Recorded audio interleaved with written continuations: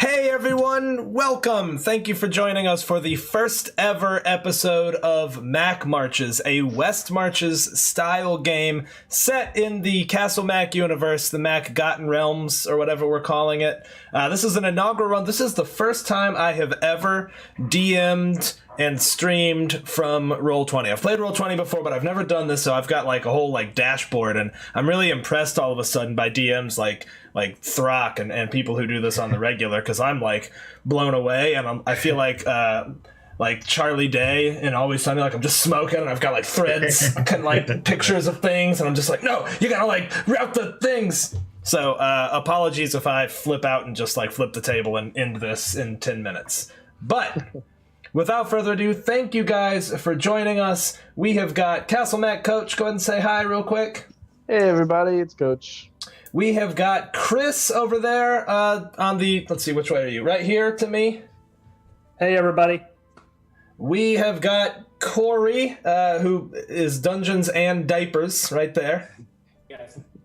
And our good friend Billy, aka Who's Zeppelin in the Discord. Hey guys, how's it going? Awesome. Guys, please sound off if you see any technical issues, if things are quiet or anything like that. Just let me know and we'll try to get to it. So, without further ado, we're going to jump right in. Here's the backdrop. The situation is dire. 2 years ago, a major war was fought with none other than Tiamat herself. And in the course of this war, the gold of the Sword Coast was pilfered, much of it gone, never to be recovered, which plunged the area into economic turmoil. Further, the war itself was pretty brutal.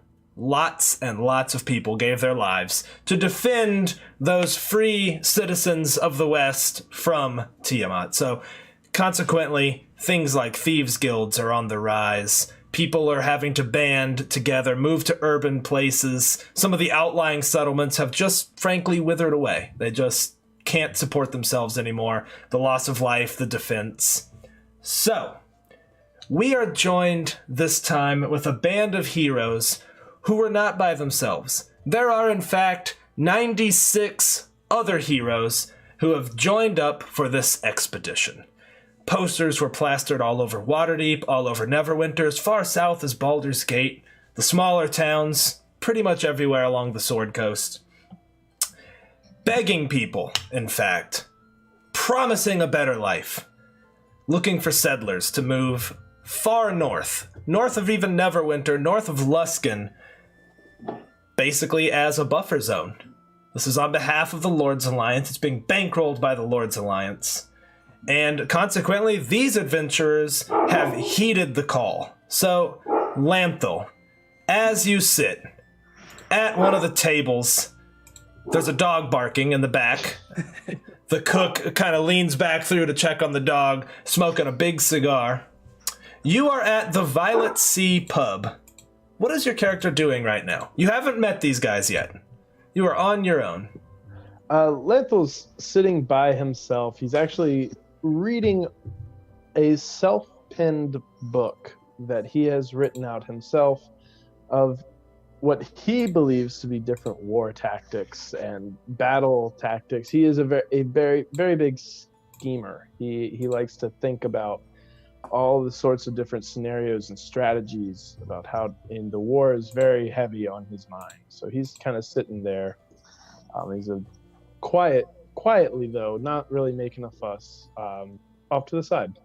Okay, there's about 20 other adventurers in this tavern right now. They seem to be kind of chatting to themselves. Some of them seem to have known each other previously. Some of them maybe are just now getting introduced. As you might expect, it's a slightly unruly bunch. You hear a couple heated words exchanged, some puffing of chests and rattling of swords, as it were. People mostly see you reading a book. You get a couple of snickers, but for the most part, people give you a pretty wide berth.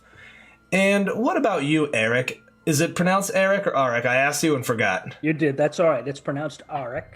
Okay. Arik it is. Arik, you, in fact, are sitting at a table with... Let me just make sure I got this right. I got my little notes here, and I've got one of my million things. Arik, no. You are sitting at the bar. And on either side of you are two adventurers huge, burly. One's a half-orc, one is a human, but built massively. And they're both laughing and kind of talking across you, but they haven't been altogether unpleasant. And the barkeep comes up to you. She's a young, beautiful woman, and she kind of leans to you, and she's like, "Can I get you another one?" And she kind of tries to shush the two of them. And they're like, "Oh, we was just..." And she's like, "Shh, shh, shh, shh. Can I get you another one?" Yes, I'll take another one. It's like, "The same?" The same. "All right, just a second. You two leave him alone, all right? Just quiet down." And they're sort of like, just brash and drunk and being silly. And the conversation around you continues. Knobloch, you, on the other hand, are sitting and you're playing... What game are you playing with these two individuals? One of them looks like a rough and tumble. She is a tiefling and she's missing an eye. She's got a huge scratch, huge scar down the side of her face. She's leaned back in her chair, eyeing you, literally one eyeing you suspiciously. What game are you guys playing right now? I'll probably be playing like dice craps.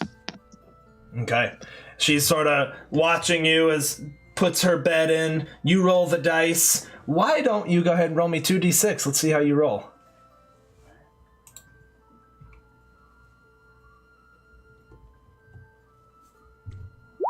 There we go. Okay, a 9. With that, you busted. She gets upset, takes her money, and kind of storms off and looks at you like, "Thought you were supposed to be lucky." I am lucky.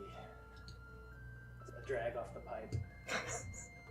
Your pipe smoke mingles with the myriad other smoking implements in the inn. Torden, you, sir, are also sitting at a table populated with other folk who are leaning in to listen to your stories. How are you enrapturing this group of people? So I was there. It was just me. I was minding my own business. And all of a sudden, these goblins came up. And I had no idea where they came from. Some did there. Sneaky buggers. Mm-hmm. Yep. How am I going to get through this? And I just remembered my teachings. And I remember what I read. And I just let loose. And just this wave came out of me. And I don't know where it came from. But it just... Oh, yeah. Everyone went flying backwards. And they were on the ground. And I was like, all right, I got to get out of here. And I just took off, beating them off left and right as I ran. I got you was beating them off. You was beating off the goblins. Yes, absolutely. And I was getting through there, and I was like, I just got to get to the light, and I'll be safe. And I got there, and then the wave had started an avalanche above me, and that's when all the rocks fell right down, and I escaped, and the goblins were forever entombed. They're sort of like, "Oh, hey, why don't you go ahead and roll a performance check?" Now, I don't tend to do social checks to see if you pass or fail. It's typically just a degree of success. The role-playing, the storytelling is enough. Okay, you tell it, they're all like, "That's bullshit. That's bullshit, right, mate? That's bullshit." But you weave a good tale. You weave a good tale. That is bullshit. They kind of stand up and slide their wooden chairs across the floor. And all around you, it's getting a bit rowdy. To remind you, you are in the Violet Sea Tavern, which is in the northern part of Neverwinter. You have seen the great caravan being assembled, which you know is heading to a region called Frostvarden. But so far, orders and direction has been a little lax. You sort of were, hey, hurry up and wait, right? What you know is there are 1,000 settlers of various walks of life, people from all over the place looking to start anew, some families, some tradesmen. There are some regular soldiers, but for the most part, the protection for the caravan is being provided by 100 adventurers. Presently, Lord Wayland Mainfall is in charge of the adventurers and will eventually take over the keep, which will be built up there. But along with him, he's got a number of personnel assigned. The one that you have met, the only one you've met so far, is a massive half-orc woman named Hogrina Shesk. She seems kind enough to you adventurers, but you also get the impression she is not one to be trifled with, that she probably would not suffer fools. All right. Without further ado, you see Hogrina pushing through the crowd of people that are assembled, and behind her in resplendent green plate mail walks Wayland. I don't think any of you have met Wayland, or have you? You tell me. Have any of you met Wayland or Hogrina? How do you do? This is my first time meeting both of you. But the tales do no justice as to your presence that you bring about, especially you, Wayland. You just the tales are beyond what it's like to actually meet you in person. It's an honor, sir. He nods. Grace was like, thank you. And you can tell he's a little bit impatient as he continues following Hogrina towards this stage. And in fact, just for funsies, I'm going to show you guys what this looks like.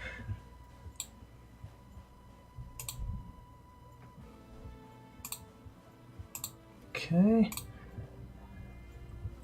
You guys should now be seeing a tavern, and that is not updating on the stream, I don't think. So let me fix that real quick. There we go. A little better. Not quite. Give me 1 second, y'all.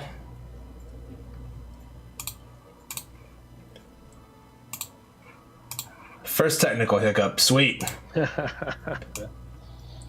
First of many, don't worry. Alright, you folks back home should now see the inside of the Violet Sea Tavern, and you can see where everyone is sitting in relation to each other, and all of those other folks just represent various adventurers. People, all walks of life, all races you can imagine. Some of them make their classes abundantly clear. Some of them kind of sit back doing little prestidigitations, trying to impress, one of their wizards, just like, whatever. Not seeming to be impressed. Just all these different adventurers, like I said, some of them cheery, some of them drunk, some of them seemingly belligerent. And with that, Hogrina leads Wayland up to the small little stage, really big enough for one bard, and her mass taking up 3/4 of it, and Wayland, not awkwardly, but kind of, standing in one side of it, his own resplendent armor gleaming in the torchlight. And she says, all right,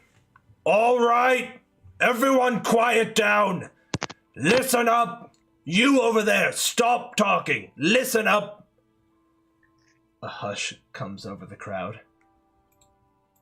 She turns to Wayland and very loudly is like, I don't think this lot's ready. Wayland kind of nods and politely dismisses her.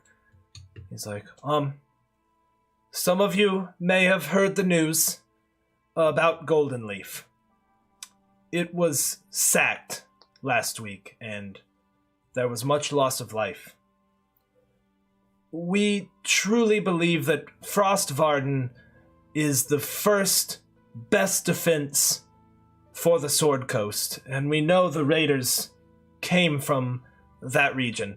They represent an alliance that we haven't seen before. Orcs and goblins and barbarian tribes, possibly even giants if the tales are to be believed, uniting under a common banner. When he says that, he sort of stares past you all for a second, seeming lost in thought, kind of shakes it off.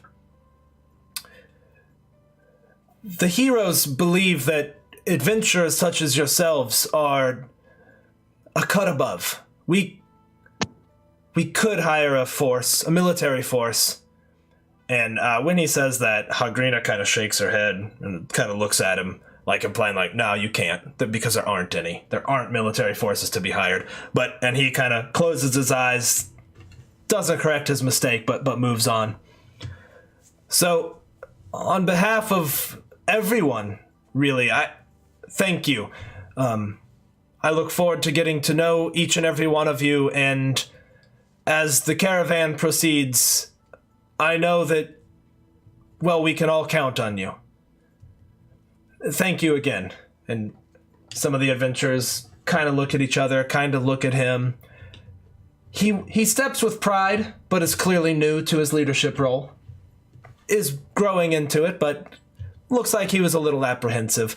Hagrina puts a big, meaty hand on his shoulder, and he starts walking out. And he starts walking past all these adventurers, and people are nodding at him and reaching out to shake his hand. Torden, he nods at you again after you politely introduced yourself. I give him the... He nods and smiles and starts walking through the crowd. He's clasping people on the shoulders and shaking hands where he can, looking at people's equipment and giving some words of encouragement. Knobloch, he comes up to you. What does he see? How are you dressed? Simple, like brown cloak, scale mail, rapier tucked in a bow strung on my back, and I'm just sitting there with a beautifully carved scrimshaw pipe, just quietly sitting and just smoking, kind of obviously looking up at him, kind of just paying attention to what's going on, listening. He kind of smiles and crouches down a little bit to get at eye level with you, and he looks at your pipe and he's like, "That's very beautiful." Thank you. Carved it myself. He kind of smiles. He says, well, I'm sure we'll be in need of carpenters, of other woodworkers. I may be able to lend a hand. He kind of smiles and stands up. Again, moves towards the exit, pushes past the rest of the folks, and exits. And as he does, you look back, and Hagrina is standing there. She's got her arms folded. And she looks at everyone, and she waits a second, and she's like, "You lot look soft. Real soft. Let me tell you what it's like out there, It's dangerous." And the tiefling who you lost some money to is sort of like, "Danger I can handle." And she's like, "Can you? Can you? We'll see." And she starts walking down, and as she does, she turns to this adventurer just beside her, and she whispers something to him. And when she does, his face gets kind of cross, and he starts looking around the room. She pushes past him. She looks at this one, says something to him as well, and he kind of cracks his neck, cracks his knuckles. Torden, she comes to you, looks at you, puts a hand on your scaly neck, and leans into, and she says, "If you're the last man standing, there's 100 gold pieces in it for you." And she turns, Thanks. and she starts, you see her saying similar things to everyone else. Then she walks over to this guy right here. Knobloch, you overhear her say, "Sorry, mate, had to be you." Cocks a fist back and just punches this dwarf sitting on a stool. He goes flying back, scatters across the floor, groaning, holding his face as, "Argh!" And when she does that, the room erupts. People just, "Ah!" They jump up, tables get flipped, and I need everyone to roll initiative, please. Meanwhile, I'm going to fix the initiative, or the roll issue.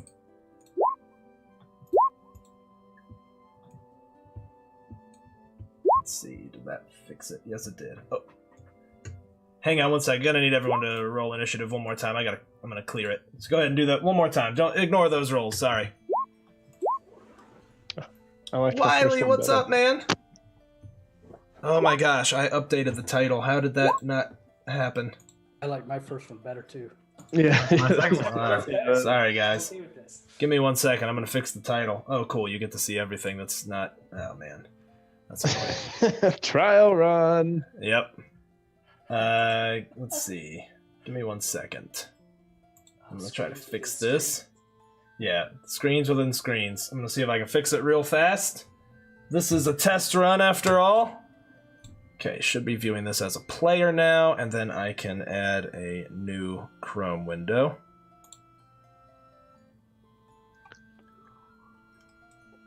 Let's see if this gets it.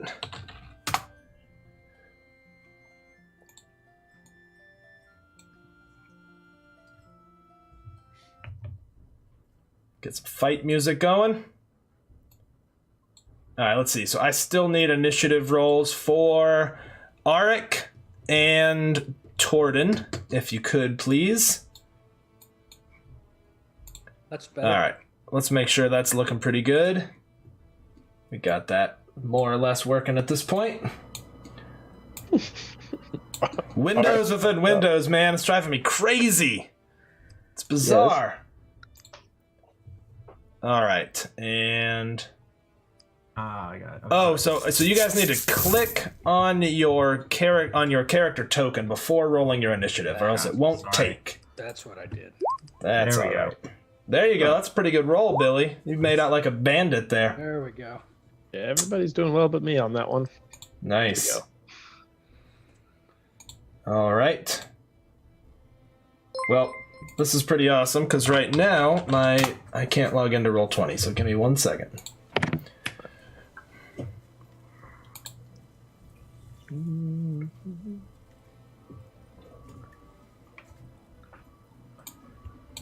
There we go.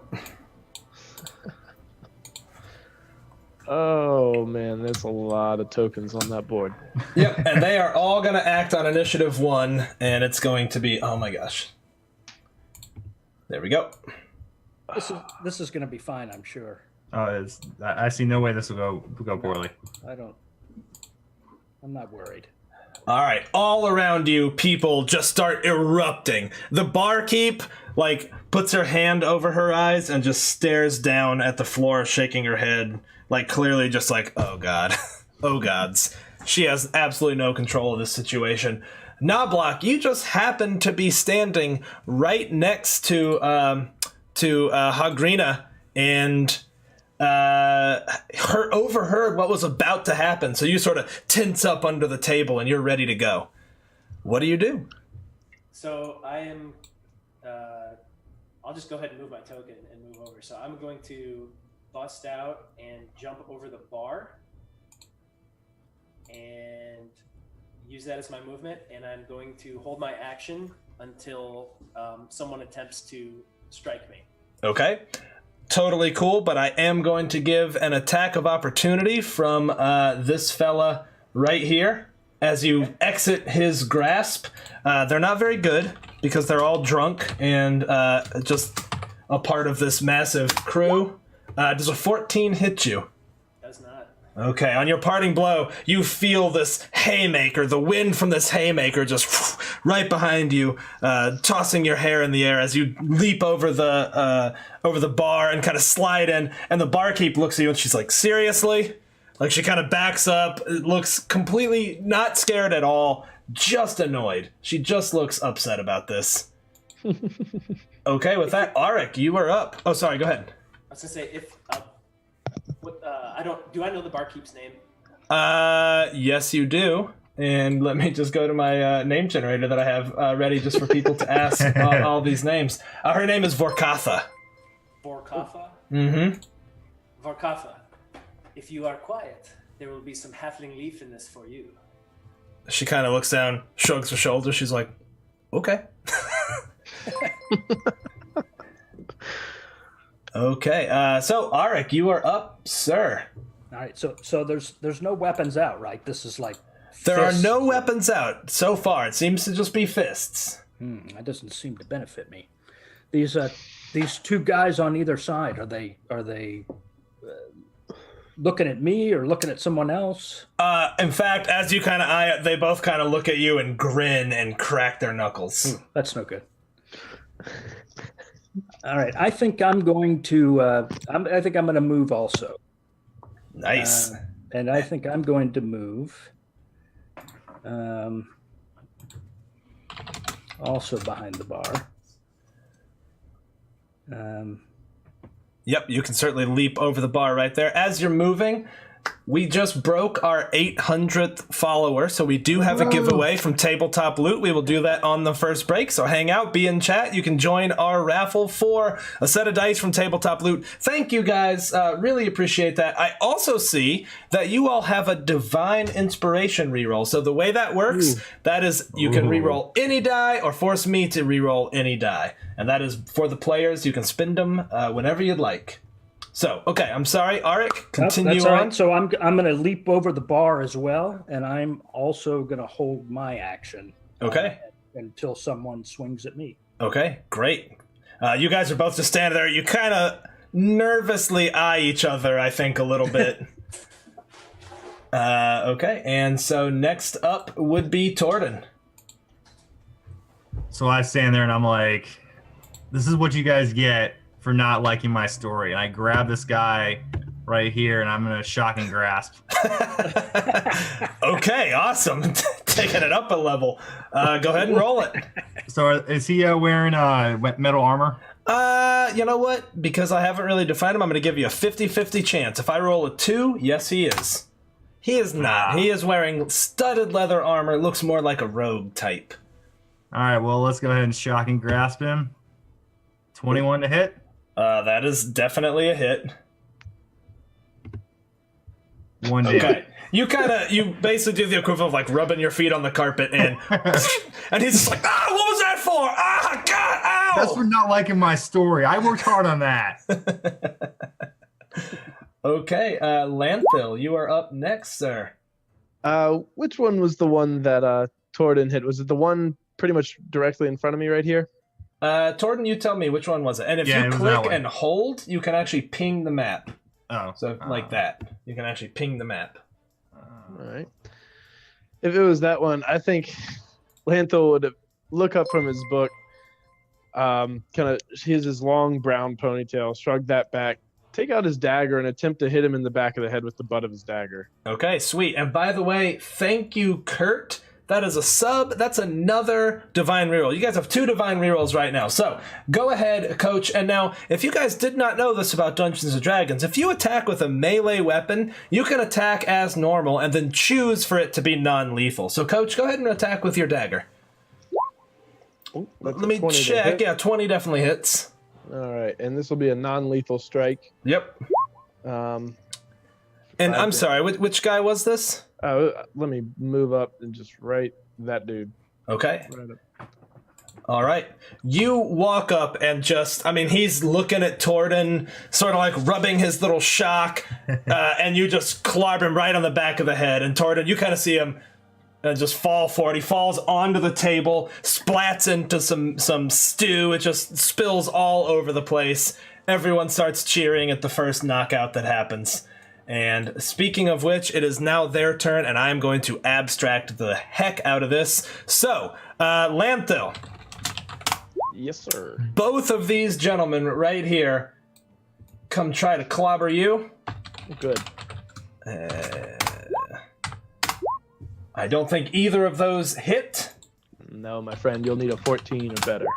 Oh my gosh, well, you guys are in for it here, because Torden, all 3 of these guys sort of lumber around to try to attack you. Oops. Oh! I imagine 2 of those hit, yeah? Yeah, 2 hit, yep. Okay. Torden, you will take 6 damage as one of them picks up a chair, smashes it into you. The other one just comes and starts punching you. You're still sort of electricity going between your fingers, just kind of trying to fend them off, but not doing so well. Knobloch, in fact, as you were standing there, the one directly in front of you sort of reaches across the bar, looks down, and attacks you. He is going to have disadvantage. So I'm going to get my help. Yeah, Yes. 100%. Go ahead. Yep, you got a held action. He swings wildly and misses, and it is now your held action. Okay, so yeah, I will. I'm going to kind of kip up off the bar and just go for a kick right to his head. Nice. Yeah. So All right, roll it. just gonna roll. Yeah, it'd be an unarmed strike, I think. I don't have that in my character sheet, so I'll Just do a d20 plus your strength plus proficiency. I think you have proficiency in unarmed strikes. You do. Most people know how to use their appendages. Yeah.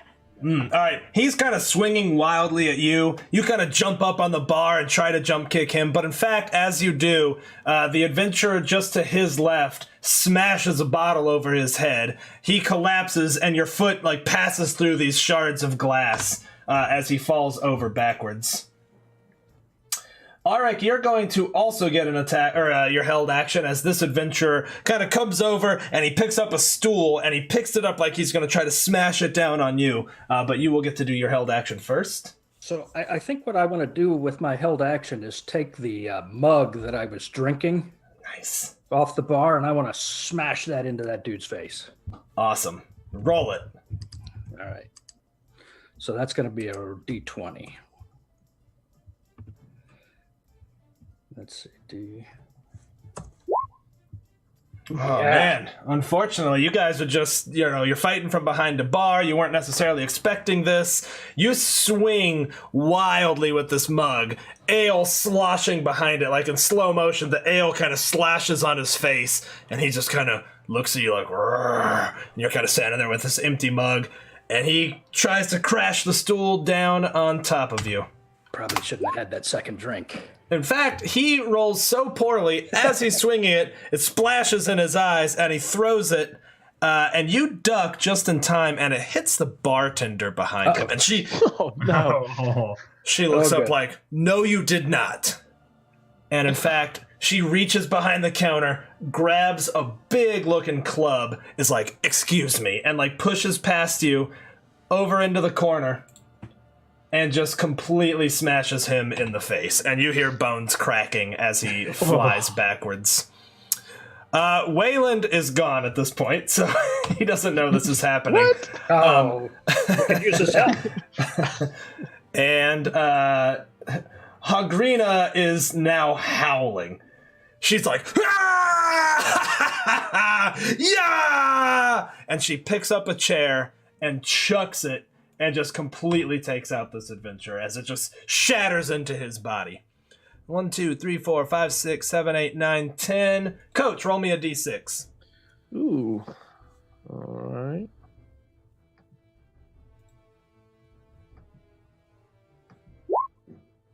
Okay. Yep. One of these guys gets pretty well ganged up on and looks like he gets clobbered pretty bad. The rest of them look like they're sort of moving in this direction, but they're also all kind of fighting amongst themselves. They got a pretty big fight going on down there. Lanthol, no, Knoblach, we are back to the top of the order, and it is your turn, sir. So I am going to, since I'm considered a small creature, I am going to tuck back behind the bartender, and since she is a medium creature, I am going to hide behind her. Perfect. So I'm going to use my action to hide. Go ahead. You got it. Do you want me to roll stealth? Yes, please. Yep. You kind of clamber behind her, kind of duck behind her a little bit. You get under a little bit of the countertop there, and she kind of looks back at you and then reaches back and pats you on the head. Like, not disparagingly, just kind of like, "I gotcha." This is not my situation. I need to be in the woods. She looks down and she's like, "Yeah, this is definitely bullshit." This is silly. Arik, you are up.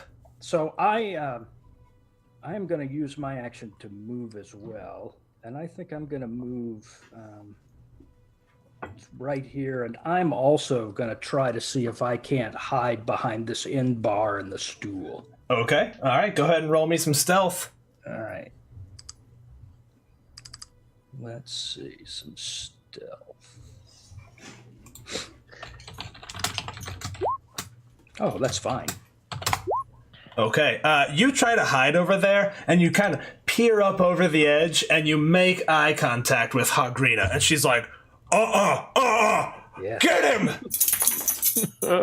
Well done, rogue. Torden, your turn.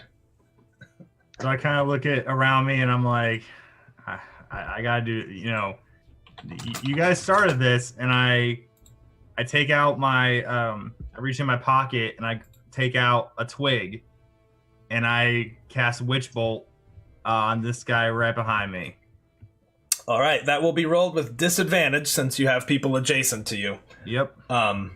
And just so you know, spell damage you can't make non-lethal, so you might kill a dude. Well, Which is cool with me if that's your style. Just letting you know. Brick killed a guy. Does a 10 hit? It does not, in fact, hit. You hold up this twig, call upon the magic, and just the smell of ozone fills the room. The chair behind him just shatters. It was leather. It had upholstery. Feathers kind of fly through the air, and they're crackling with the static electricity. And the room gets quiet for a second, and Hogrina's like, "What the hell was that?" That's for not listening to my story. You guys started this.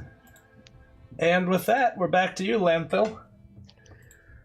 Easy there, Dragon Man. And he would continue striking with the butt of this dagger. Nice. We'll go at the boy to the north of me. Oh, well, apparently I double-clicked it. That's okay. Both of those are hits, so you can go ahead and roll some damage.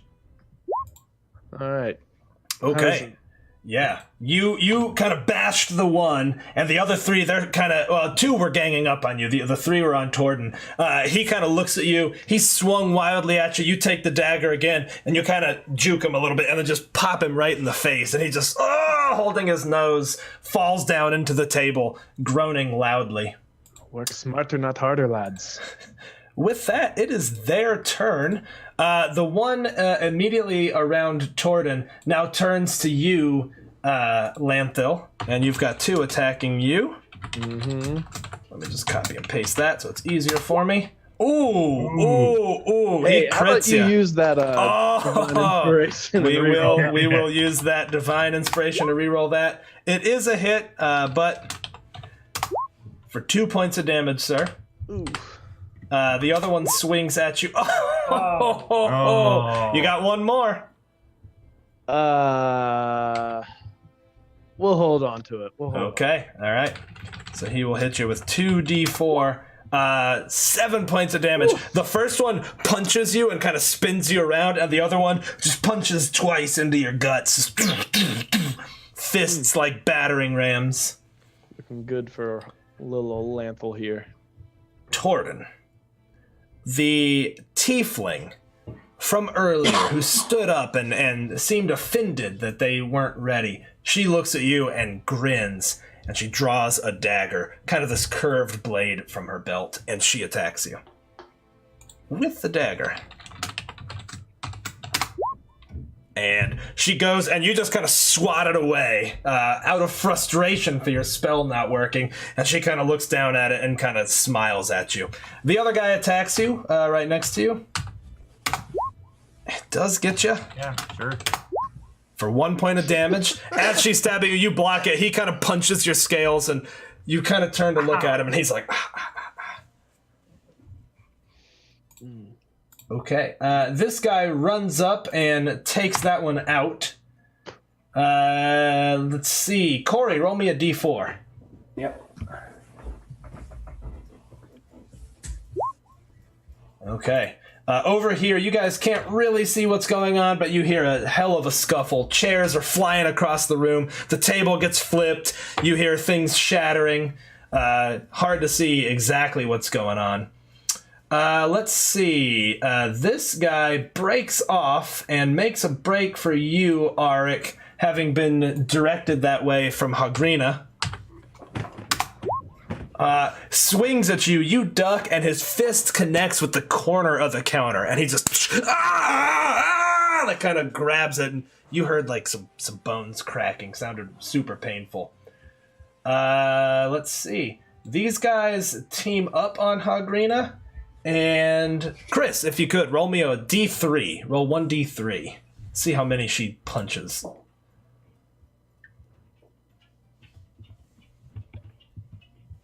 She's gonna take them all out. D3, you said. Yes, sir. They all kind of surround her, and she just goes into this rage and just starts like roundhouse kicking him and punching him. She picks one up and throws him, and he does the classic like slide across the bar. And as he's getting to the end, the bartender sticks the club down, and his head just connects right with the club. And she sighs like, ugh. And finally, Billy, roll me a d6 if you would, sir. Sorry, you broke up there. What did you say? Roll me 1d6. Sure.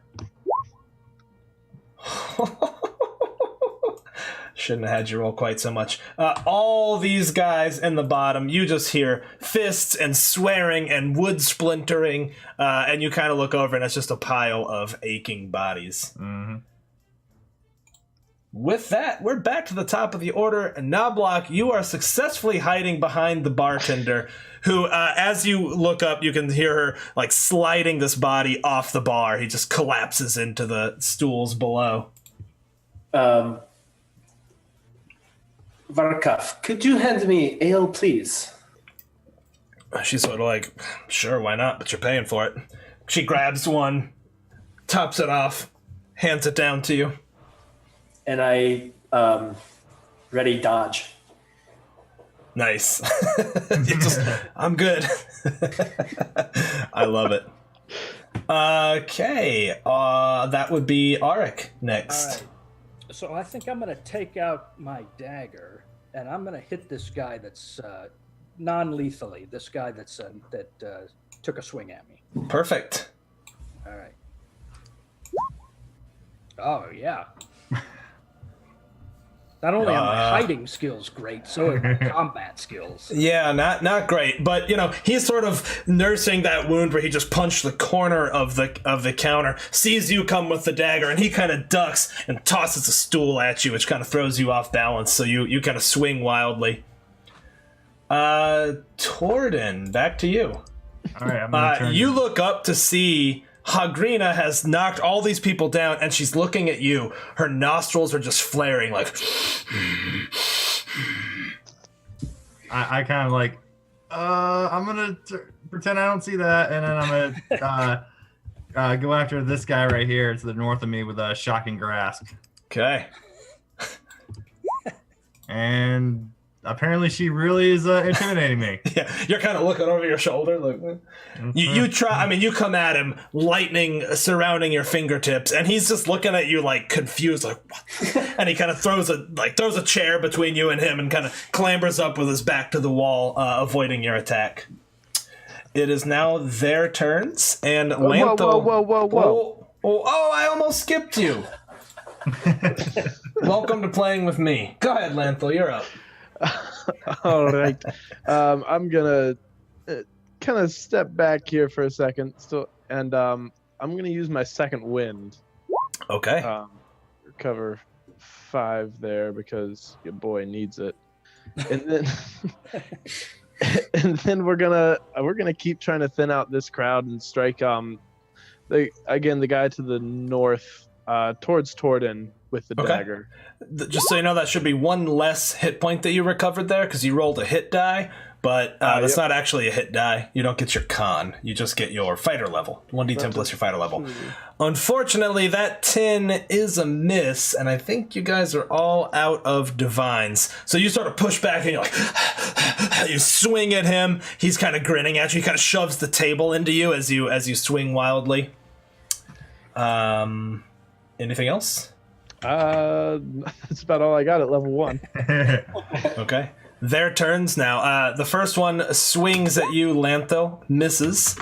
Second one on Lantho. You've now successfully kind of gotten in between this chair, these tables, and you sort of grab a chair and you're sort of like scooting it back and forth, kind of knocking them off balance and providing you some form of defense. Torden, this dude also does not look like he's messing around, and he draws a short sword from his scabbard. The tiefling got knocked out by the other guy, and he attacks with his short sword. Does a 15 get you? Yep. Take 4 points of damage. Ooh, and I'm down. Oh, and Lantho, you see, he does not deal the damage lethally, but he takes it and he just cracks Torden in the skull, and you feel the thud of this big dragonborn just hitting the ground. Need to fight smarter. There can be only one. Okay, this one with that looks for someone to fight, sees the dude with a short sword. You know what? I'm gonna give him a 50% chance of not going after the dude with the short sword. He is, in fact, too stupid. Comes after the guy with the short sword and swings at him, misses, and then he's like, I'm sorry. Starts trying to back off a little bit. These two guys, tell you what, let's see who hasn't rolled recently. Coach, roll me a D2. A D2. All right. Take half of that. Oh, okay. These guys are kind of furiously throwing fists at each other, and just one of the guys topples down, stools falling all around him. The bartender sort of leans over. She's looking at it, just like... you can see Hagrina's just like, seeming to just revel in the chaos. You hear the front door open, and Wayland steps in, and he's just like, what? What is going on here? And she's like, they needed some vetting. And Arik, as you see behind your attacker, Wayland standing here looking like completely furious. This guy swings at you with his other fist, trying to connect with a big old haymaker. Does he get you? Yep. Whoops, that would not be right. I'll take the first one. Clobbers you for 4 damage. I mean, just right in the kisser. Throws you back against the wall behind, and you just, feel the pain emanating from your jaw, seeing stars. And Knobloch, you're up. I'm gonna continue to keep dodge ready and just keep drinking. You're just Vodka. Another, please. She's like the smartest one in here. Arik, you are up. All right. So Wayland is where now? Yeah, Wayland. I got rid of his token, but he is essentially right down here. Certainly does not look like he's going to be fighting. He's looking down at all the bodies on the ground, just all groaning, like, ugh. Some of them laughing. Some of them are like clasping hands with each other, helping each other up. Like, they look like they've done this before. But Wayland looks pretty pissed. So he's too far away from me, so otherwise I'd get him. So I think Makes sense. I think I'll go after this guy again with my dagger, not non-lethally. I'll try to return the favor. Okay, go ahead. Oops, y'all just saw me checking Twitter, didn't you? There we go. Okay, sweet. Yeah, that is a definite smash to the face. Go ahead and roll some damage there. All right. Whoops, was that a hit I rolled? Yeah, that might be a little too much damage. If you click on the name dagger, it will... Oh, I see. Well, In the roll on the... Yeah, in the roll, if you hover over, like, in the results... I got you. So if I do like that. Oh, the name dagger, I got it. There you go. Oh, yeah. He clocks you right in the kisser. You kind of pull back like, grab your dagger. You've got the nice big, like, ball at the bottom of it. Just come and smash him in the skull, and he sort of looks at you, and he's like, falls over backwards. Oh, yeah. Okay. With that, we are to... Oh, Torden is knocked out. Sorry, Billy. Lanthal, it is now you, sir. Ooh, all right. I don't think he's noticed either Wayland or Hagra coming in, so he's going to keep with these two goons that have kind of pinned him up against the wall. Okay. 16 hit. That is a definite hit, yes. All right, we're going again towards the top one. Not trying to keep one between me and her angriness. You completely... Actually, why don't you tell me now? How do you take that one out? So Lanthal is a very wiry half-elf, so he is kind of lithely kind of just making these short jab motions towards the head and neck area. Love it. And just strikes him right on the temple and kind of giggles to himself as he watches another just burly dude crumble. Sweet. Yeah, he just collapses to the ground. With that, it is their turn. Let's see. Knobloch, can you roll me a 1d2, please? Meanwhile, this guy swings on you, Lanthil. does get you. Meanwhile, up there, you hear the scuffle going on up there. I am rolling in the wrong window. You hear the scuffle continuing up there, and a body goes kind of sailing past you, Lanthal, smashes into the table in front of you. But this one he picks up the candle off the table, throws it in one hand, and just kind of smashes it at you. I assume a 16 gets you? Yes, it does.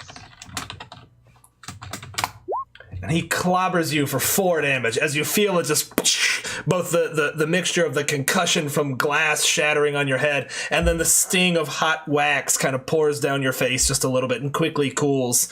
Not quite blinding you, but hurting pretty bad. This this one clearly looks like he does not want to deal with Hagrina. He actually runs, leaps over the bar. I'm going to let him roll to see if he sees Knoblauch. He does not. Runs immediately past Knoblauch towards Arik. Swings at Arik with a wide haymaker. He's kind of sliding from some of the liquid on the floor now as beer is spilled everywhere. Slides into you and does not connect. With that, Wayland is like, stop this! Stop this! And Hagreen is like, Knoblauch, it's your turn. He's within 5 feet of me, correct? He 100% is. Okay. Do it. Did not see you either. Yeah. So with his back to me, I take the flat end of my short sword and I just bash him in the back of the knees. You will have advantage because you are hidden to him. Okay. So let me roll here. 1. Do you get toggled to roll with advantage when you guys roll? If not, that's a feature I can turn on. Okay. Unfortunately, though, you are kind of sipping your beer like, here's one, and you kind of swing at him. But let me see if he even notices that you swung at him. He does. He's like, what the? Kind of jumps to the side, and you're just sitting there holding a short sword in one hand, still kind of like getting the last slurp of beer. Arik, you are up. All right, so he turned and noticed Knoblauch. Can I get a non-lethal sneak attack? You would get a sneak attack just by virtue of him being next to an ally. Although technically Knoblauch is not an ally right now. We'll let it go. That's cool. Okay. I'm gonna swing my dagger at this dude non-lethally. Cool. Let's see. Yeah. Unfortunately, you swing it. He kind of blocks it. He's like, what? That kind of looks at you. Is kind of looking between the two of you. Looks like he's ready to keep rocking. Torden, unfortunately, you are dreaming of electric sheep right now. Sheep that have been burned with electricity, not like android stuff. Lanthal, with that, we're to you. All right. Oh God. All right. We're gonna watching that guy go down. We're gonna turn to this guy and kind of stare at him for a second before we strike. And will a 15 do? That hits. 5 All damage. right. He's kind of looking at you. I mean, he's looking a little nervous because you're kind of now, I mean, you're bloodied, but you've knocked down quite a lot of folks. And you're kind of looking at him, and he's just like, he's kind of like, and you just right in the face, and he just kind of grabs it, and he's like, all right. And he just falls to the ground, holding his face. Shouldn't have done it. Should not have done it. And with that, it is their turn. This one rushes at you, Lanthal, and let's see, can you survive the round?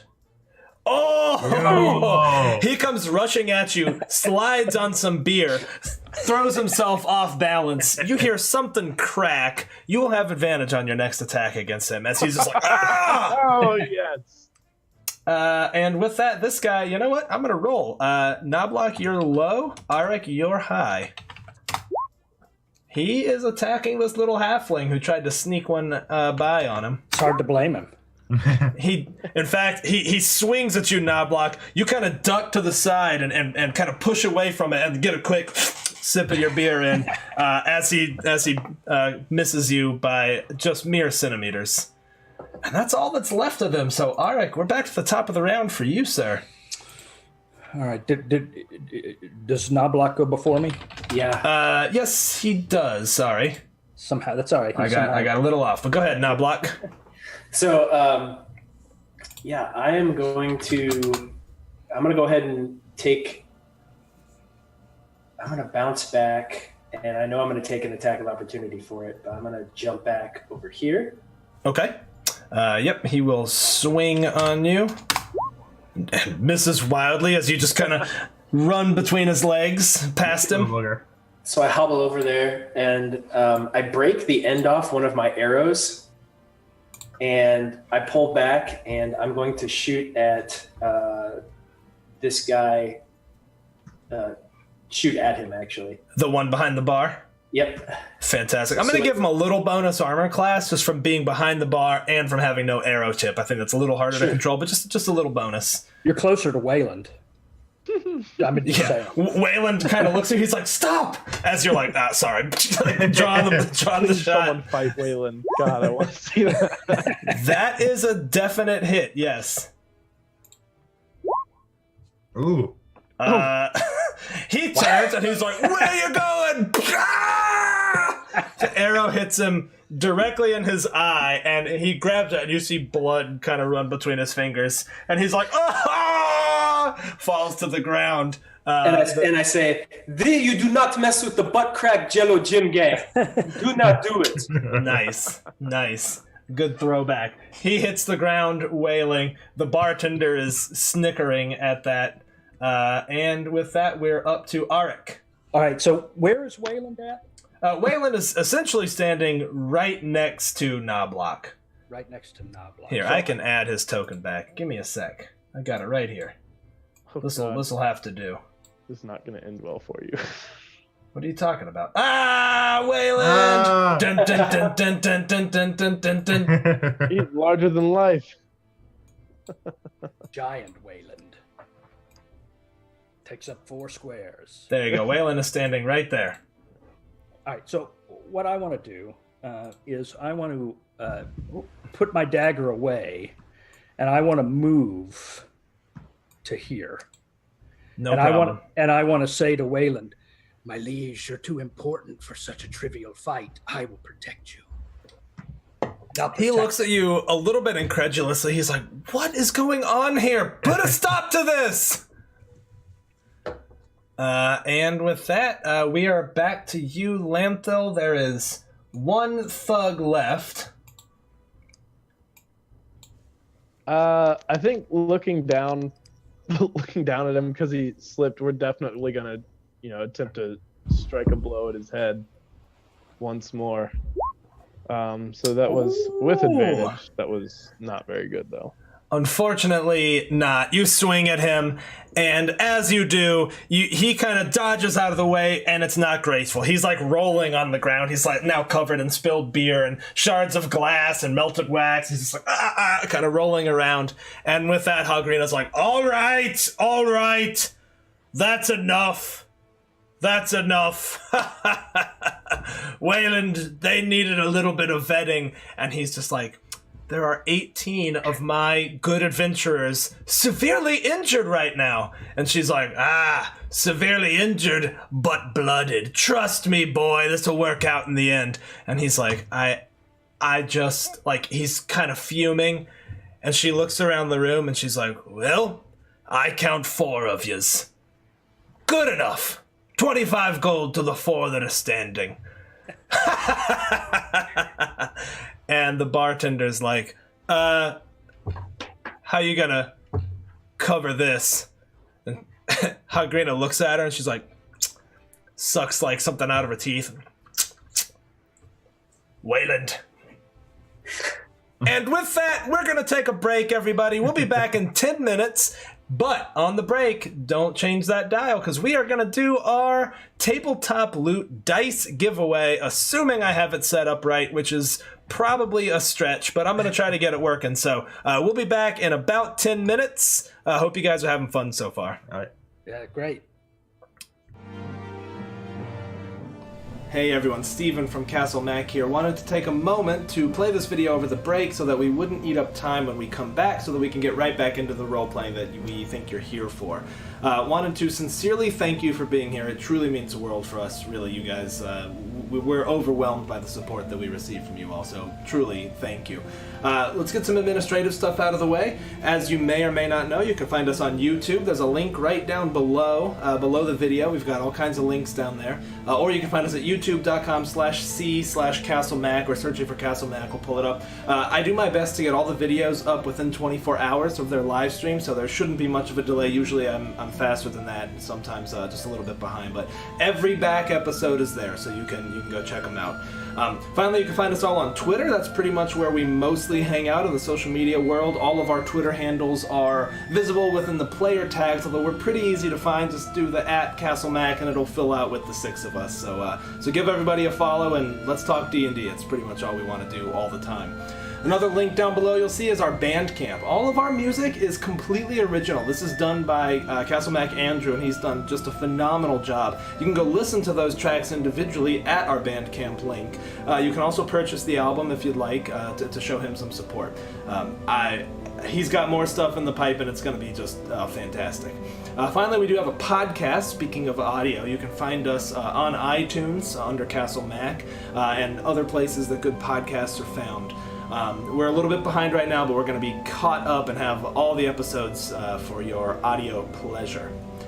Finally, our Discord. The link is down below again. This has probably been the biggest hit with us. We love it so much. Lots of people come and hang out. We've made tons of good friends, lots of new friendships forged there. It's just fantastic. It's a really good community. So we invite all of you to come join us and have a good time. A lot of times after shows, we will hang out in the Discord voice chat, so you guys can come and we can all just kind of hang out a little bit. It's a lot of fun. Finally, let's talk about Divine Inspiration. As you've probably seen by now, every 500 bits or subscription equivalent earns our players a Divine reroll. We think this is a really fun way of letting the viewers sort of act like they're the gods of the realm. They can subtly guide the actions of the players, whether it's, guiding an arrow or moving a shield over just a hair. So we really appreciate that. That is the immediate tangible benefit, but do want to talk about, what we do with those bits. We reinvest absolutely every dime we make into the stream, and you can look back at some of our older YouTube videos and see in a very short time we've come a long way. We really use that to pay for art. We've done tons of artist commissions, from overlays to character artwork, and we will continue to do so. We think artists make this community incredibly vibrant and bring visuals to life. I don't think any of this works without some of the wonderful art that people have done, and also equipment. As you probably know by now, if you spend any time with us, we have been making huge improvements to our audio, and that is really our #1 focus right now. So we are saving up for a comprehensive audio equipment overhaul. Both Andrew and I have some background in recording, and we are really hoping to make that leaps and bounds better than what it is right now. We're really making do. It's challenging to mic a room full of people with broad dynamics, from whispers to shouts when people roll 20s. So we are being very thoughtful, and we're really focused on making that as absolutely amazing as we possibly can. And so you all are helping us with that every time you donate even a single bit. We really, truly appreciate it. Okay, let's get back to the break. We'll see you guys in just a few minutes. Thank you again for being here. It honestly means the world to us. So we'll see you soon.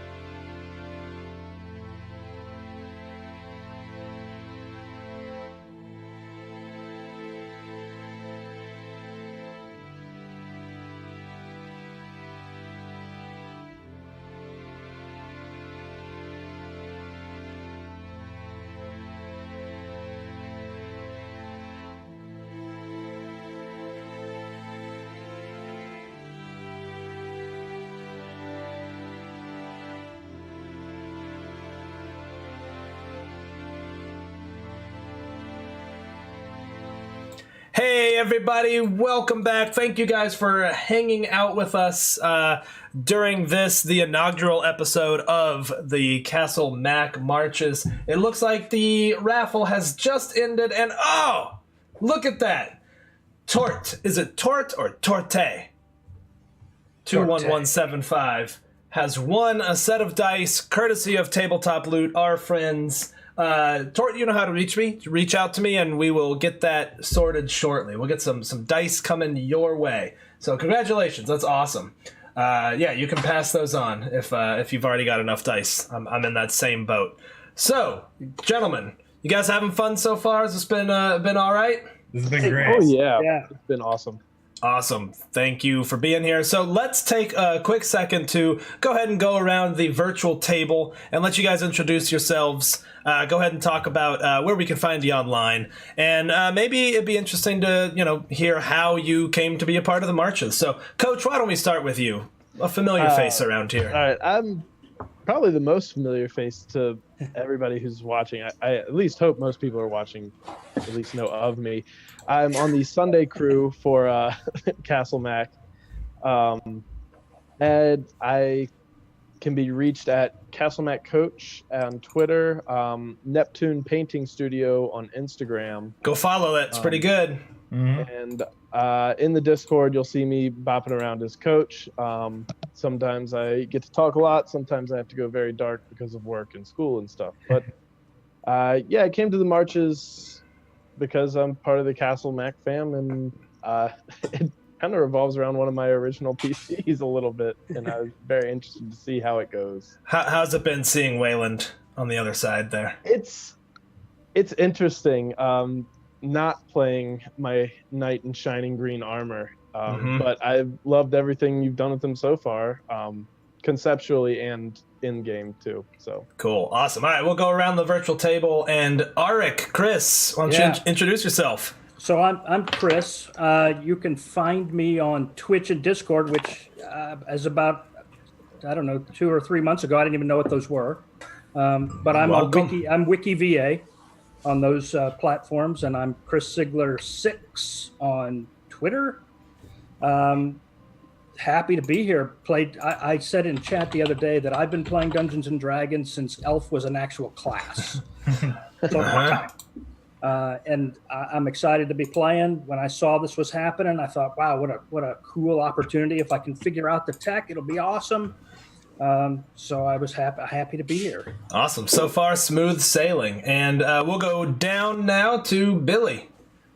Hey guys, I'm Billy. You can find me on Twitter at BillyFellon, and forgive my continual sports updates on there. Just I'm a sports reporter for another week. That's it. And then so it's gonna be a lot of sports updates if you follow me there. On the Discord and Twitch as Who's Zeppelin224, and just really happy to be here. Excited. I know Coach and Steven in real life, so it's we're all buddies and all gaming friends here, and I was excited to join the crew for this experience. So happy to be here, and happy this got off the ground, just like Wiley just said in the chat. Yeah, glad we could finally get you here. It is ironic that you literally live like what, a quarter mile, if a Not quarter even mile. that. I see you walking your dog like once a week in the morning as I'm going to work. I'm like, oh, there's Billy. Yeah. Oh yeah. Cool. And last but certainly not least, Knobloch, Corey, you're up. Yeah, so you can find me on Twitter at Dungeons and Diapers. Actually, in the below here, there's no U in my handle. Oh, sorry. That's too many characters. They wouldn't. I see. So it's DNGEON. My bad. Diapers. That's no big deal.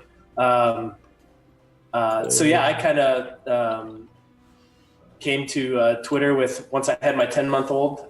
He's our first kid, and I've been a big D&D player for a while, and kind of changed the way things worked for me. So I've been kind of attacking D&D from a parent's point of view. Came to follow the Castle Mac crew on Twitter, and jumped on their Discord and saw this pop up and thought, wow, that's a cool opportunity. Let me see if I can get in. Awesome. And to reiterate, guys, this is a West Marches style campaign. It's essentially I will do it at my leisure. I'm not going to commit to any night, so it'll be like day of announcements. But we've got kind of a list of characters and people kind of on deck to play. So you'll see a mix match crew kind of as these come up. I'm going to shoot for doing one a week. But I reserve the right to like get really sucked into Red Dead Redemption 2 and not feel on the hook. So this is exciting. This is really fun to get this going, and it kind of feeds into our broader ongoing story, which is really fun for me. Let's see, closing thoughts before we jump back into it. I thought I had one more thing to say, but you know what? I can't remember what it was. So without further ado, you all wake up the next morning in some considerable pain. Others are certainly worse off than you all, and 2 had to actually drop out of the caravan. They were so badly injured. They were like, yeah, no, I'm not doing this. So you're down to 98 adventurers right now. Wayland is handling it well, but you can tell he's also kind of fuming a little bit. And you see that he and Hagrina are clearly at odds with each other a little bit, and Hagrina seems to be eating it up. Like, she seems to be having a good time with it. But she's also quite capable, because come morning, like crack of dawn, you're all awoken, the caravan is loaded. It's this great, huge caravan. I think there are 180 wagons in this caravan. Massive amount of infrastructure and people. And adventuring wagons are sort of interspersed throughout the other wagons. So the 98, you all are divided among about 20 of those wagons. And it just so happens that in your wagon, wagon 113, the 4 of you have been assigned, and you get to ride for some of it. Sometimes there are some people walking, leading animals and things, and you'll be expected to kind of get out, go on patrol out ahead of the crew, while some other people can kind of rest inside the wagon. But right now, we open up with you all leaving the beautiful city of Neverwinter. The air has a crisp, cool, late fall quality to it. Almost smells like snow. The wagon rocks gently back and forth. You can hear some low murmuring voices. People seem pretty excited to be getting underway. The wagon hits a couple of bumps, and you all are sitting in here looking around at each other. Only a small portion of the adventurers were actually in the bar last night, so it is at least a little bit rare that the 4 of you have already seen each other. But I don't think you've even said a single word to each other, other than maybe some quick hellos as you were sort of ushered in, and the wagons set off. There is a driver. He is an old dwarf sitting up front, and his name is Bran, and he's got a huge, like, hay stalk that he's chewing on, like classic, like almost Old West style, huge white beard, and his hair has been combed back and oiled, so it's got this, like, sheen to it, reflects the light, and he kind of looks back at you and is like, just kind of grumbling and making these noises. And with that, you all have a few minutes if you'd like to converse amongst yourselves.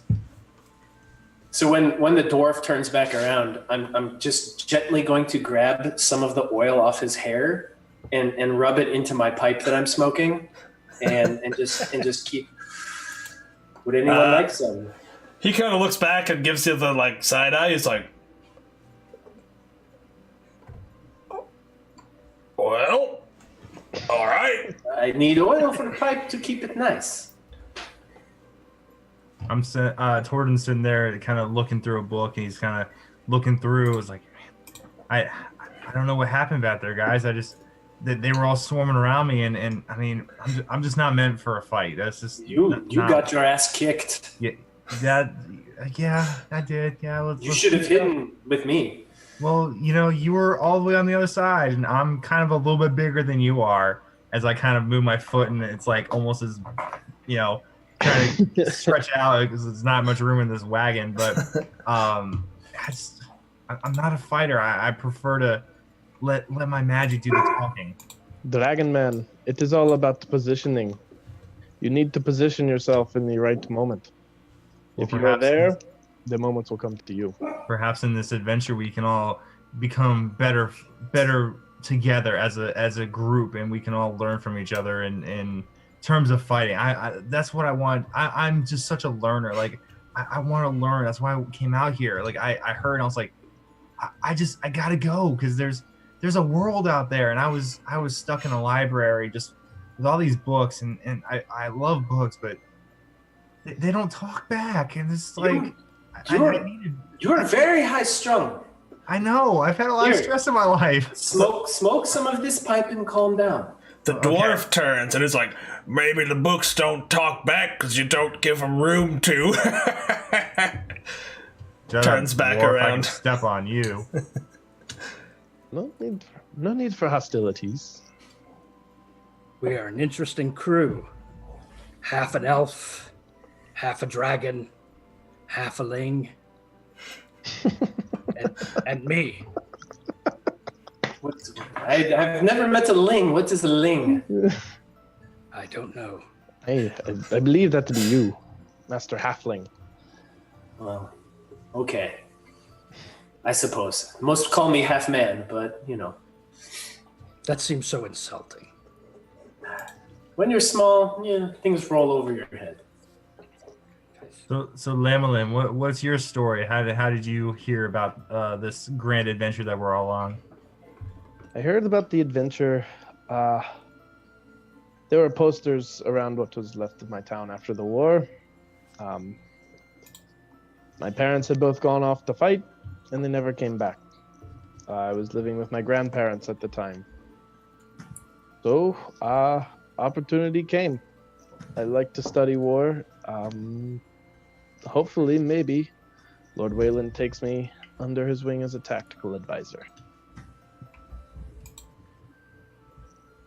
That would be optimal. Seems like we all have a lot to learn here. If you fight smart, you will probably win the fight. Yeah, he knows what's going on. Knobloch, tell us your story. How did you come around to join us? My family's farm was burned to the ground by Zentarum, and I had nowhere else to go, so I traveled south and found my way to Silvery Moon. Word had reached Silvery Moon that there were adventurers needed to go north, so I came south to go back north. It was confusing, but it's how it works. So here I am. And here we go, back north. Probably pass by my house. We'll see. Well, what's left of my house. And Eric, tell us your tale. Well, I come from Waterdeep, where I grew up on the streets. Orphaned at a young age. Lived on the streets, dangerous. Decided it was time to go somewhere else, look for something new. This seemed like a ideal place to travel to. I'm not sure how much new we will find, but it's definitely a different place for all of us. We'll leave the old behind, and that I think is enough. Not all the old. Old man, you are scaring us. Please be quiet. All right. Kind of whips the reins a little bit. All right. So what do you know of this Wayland? He's obviously very well-to-do, but what have you heard of him? I know nothing of him. I would like to know as well. I have heard a couple of stories that he made an appearance a short while ago with the heroes from the Well of the Dragon, but otherwise not much is known about the young lord. I kind of turn around. Hey, dwarf! Huh? What do you know of this Wayland that we are working with here? Seems green. I don't mean his armor. Hopefully he pays well. He ain't financing it. This is coming out of the Lord's Alliance. You know, they've got all the gold, I hears. Oh, that explains it. It's where it all went, you know? Yeah. Certainly hopefully not. They pay well. Man, if you make it, sure.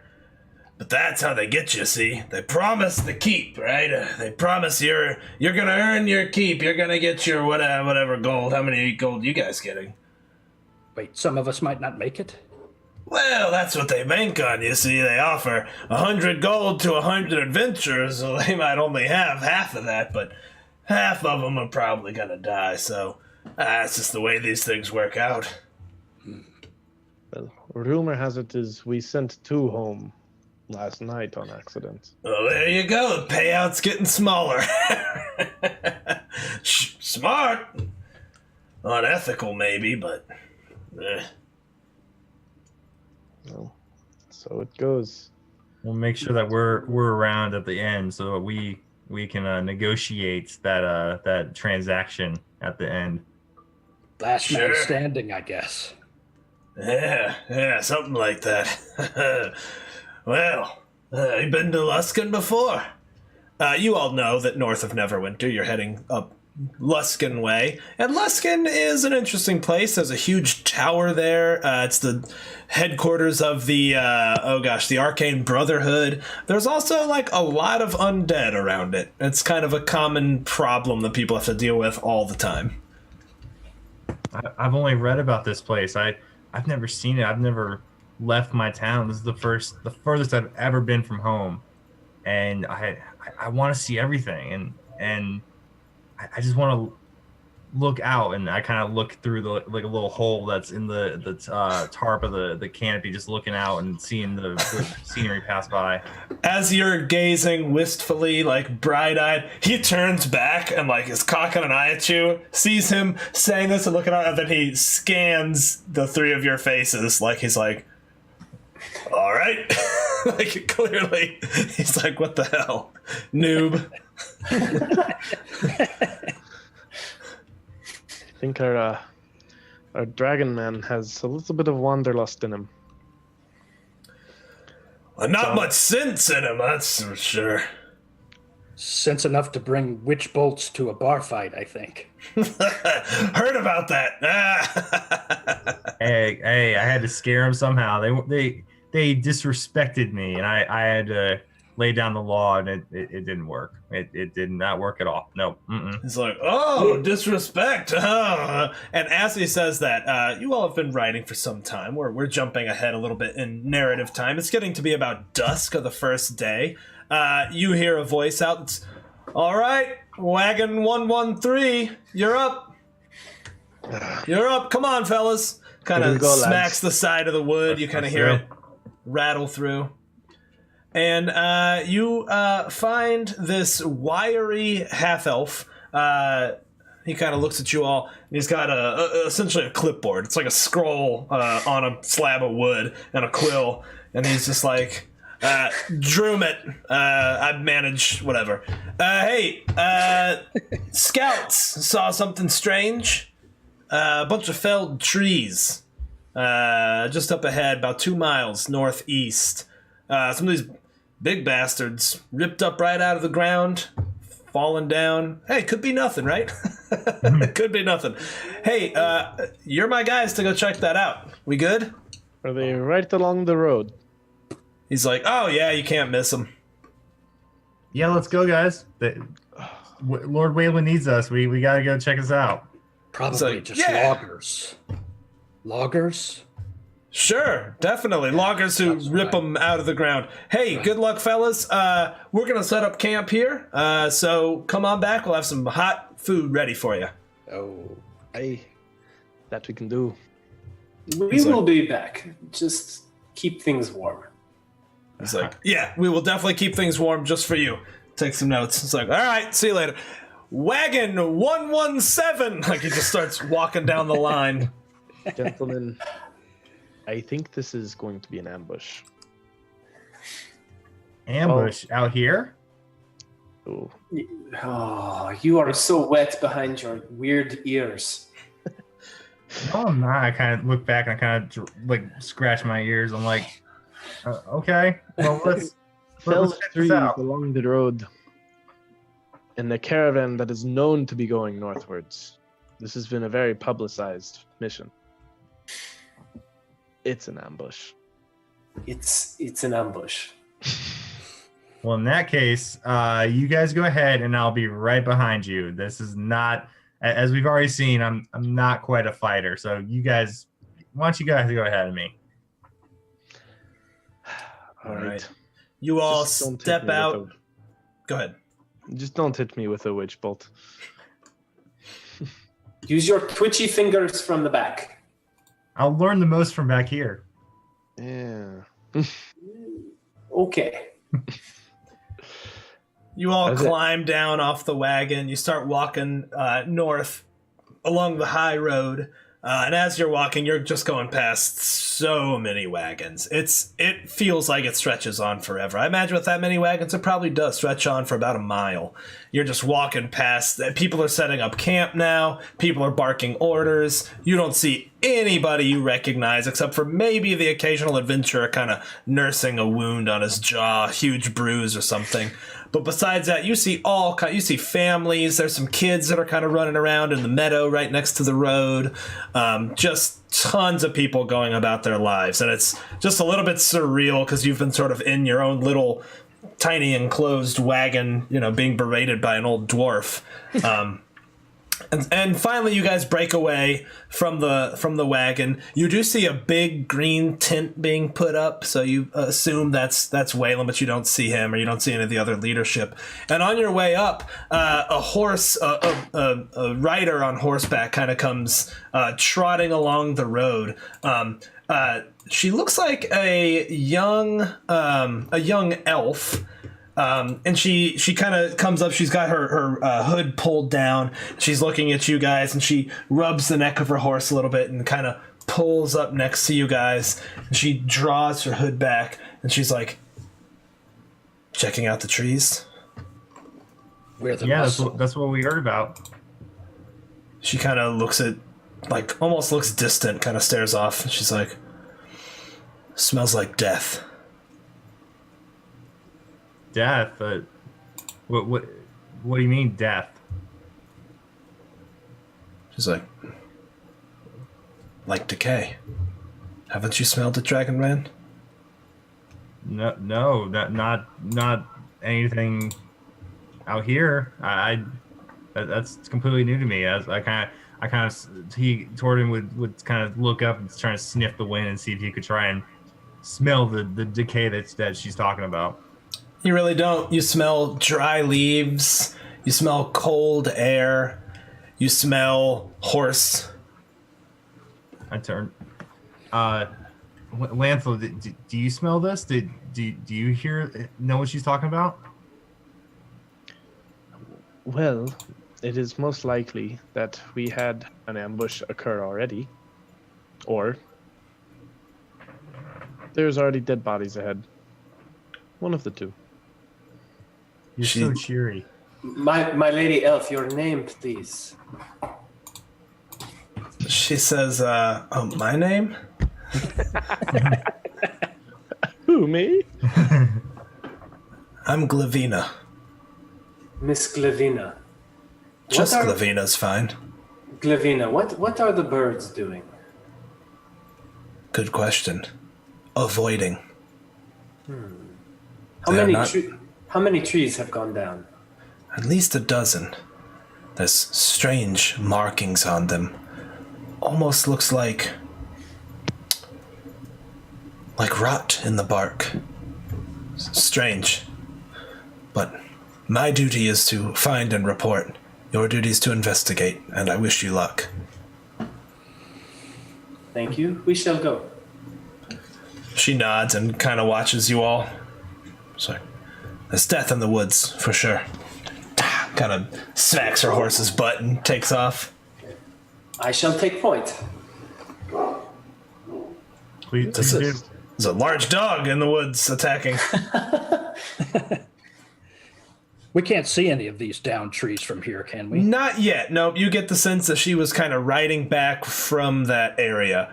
That being said, it doesn't take long. About another half mile as you trek upwards. And now there's a golden sunset to the west. It's kind of filtering through these trees on the road. And you come upon the first one. There is a huge, great tree that's been toppled, and its roots have dug up out of the ground, and you catch that faint scent of rotting carcass. Very faint, but pungent. Can I get a nature check here to see if I recognize any of the smell? Absolutely, go ahead. 13. I mean, you know it smells like, you've been hunting and come across a dead deer or something like that. It certainly has that same aura, but you don't really get any additional information about it. Do we see any tracks that might look unusual? Why don't you make me a survival check? Oh yeah, that'll be good. I'll give you advantage if Knobloch helps. I'll assist. All right. So a survival check. You want to look there? Follow them up. Take a look at the pressure. Yes. Oh yeah. What do you say? Okay. You kind of look around, and at first you look at the tree, the downed tree. You look at the bark, and you see what she was talking about. It almost looks like pieces of the bark have kind of flaked up, maybe like old paper, and sort of the edges have turned this like brown, this dark brown. Looks like it's kind of peeled away in spots. It almost looks like it was impacted. As you look around, the ground, there's not a lot of soft mud, but you find a couple of spots that are more impressionable, maybe around some moss. And you do find what appear to be some fairly large footprints heading off into the forest. With the roll of a 15 and Knobloch with your hunting expertise, you get that it seems to be a single creature, and it didn't stay here long. How big were the footprints? About like that. We are dealing probably with giants. Maybe troll. Have not seen these in many weeks. Are they can we common ask? up here? Say that one more time, Chris. Go ahead. I was going to ask, can we tell which direction it's headed? You 100% can. Billy? I was Torden would say, are those common up here? Is this a normal problem we'd have to face? Can't There. say uncommon. And to try to scare him a little bit, I'll roll deception here. I'm going to. Oh, there are wandering bands of trolls and giants and ogres everywhere. So here's the way I handle player versus player roles. Billy, you can either decide you're not deceived, you can choose to not work, or you can choose to automatically be deceived, whatever's more fun, or you can choose to roll. So we kind of let the players, I never want players to feel like they don't have agency there. So Billy, you get to pick how you respond to his deception. He's Torden's automatically deceived. He's like, oh no, we gotta be on our guard here, guys.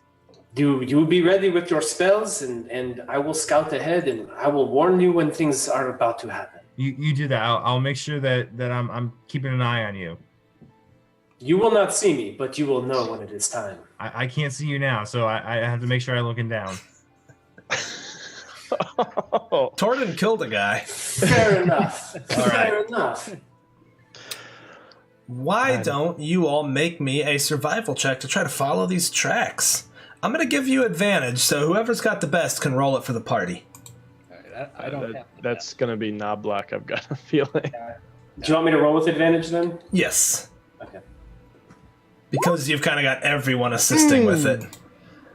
Okay. Nice. That's pretty good. Okay.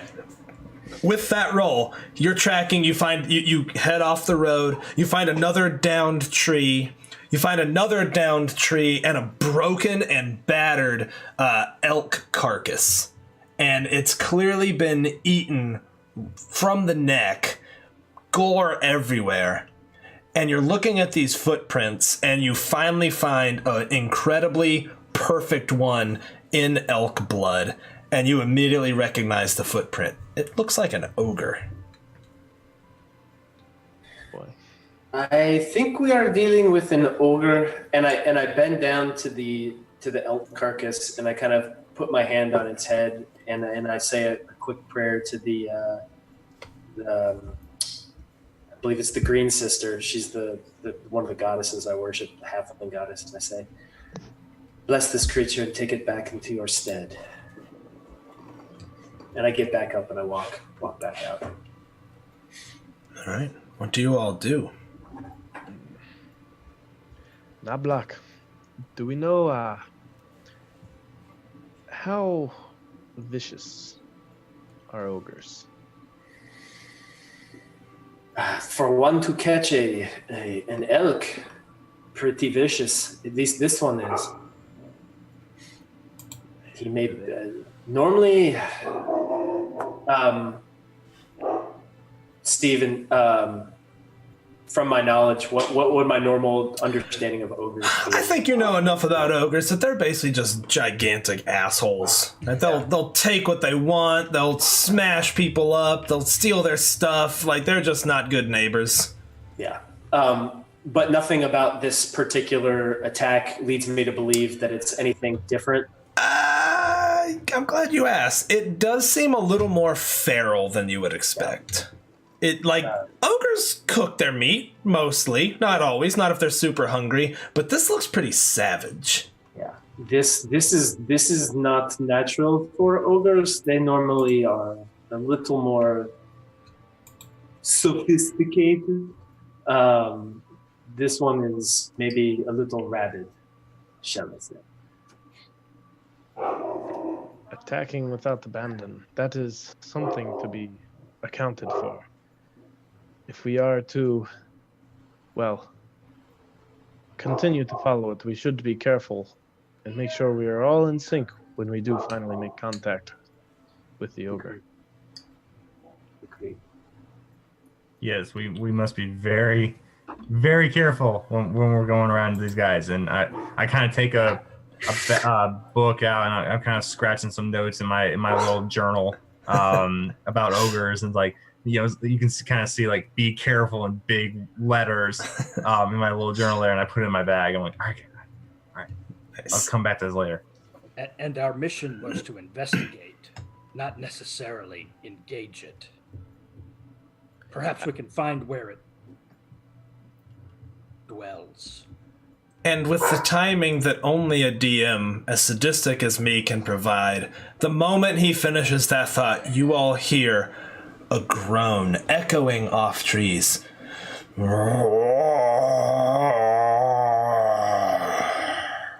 Seems we've accomplished our mission. We're ready up, boys. And you all look in that direction, and now the sun has just about set. You see this large, shadowy, lumbering figure. And it pushes into a tree. And as it does, the branches shake, and the leaves just make this crinkling paper noise as it shakes it, and it seems to kind of rub against it, just and the tree falls, and as it does, it kind of falls and sprawls on a little bit and stands up, and it ferally sniffs the air, almost like an animal, just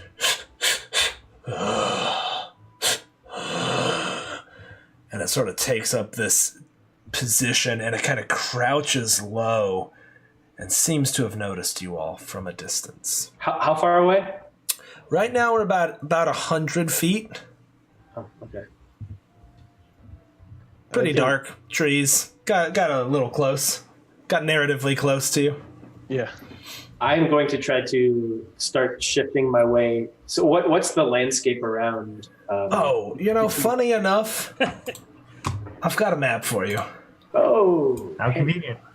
How convenient. Oh, good. And we're down where we are there. Yeah, I'll move you guys back just a little bit. Well, I'm actually going to move him up a little bit. Okay. And where's Wayland? Waylon's sipping tea right now in his tent. There you go. That's about the lay of the land. Let me make sure that looks good for the viewers. So you all back home see that's about the distance to the party. So he is a good ways off, and he has clearly sniffed you out. So you know what I think makes the most sense, gentlemen? Let's roll some initiative. And hold on, let me get the initiative thing up, and don't forget to, let me clear it real quick before you roll. Don't forget to click on your token before you roll it. Oh, that's good. That is pretty good, man. It's really good, actually. It's almost pie. You're a little high. Oh man. Wow. Oh, great. Ooh.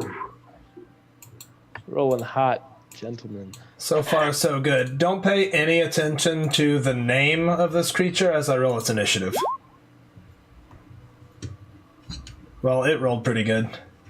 Wow. That's Negative. that's some Castle Max Sean rolling right there, man. So he doesn't go at all.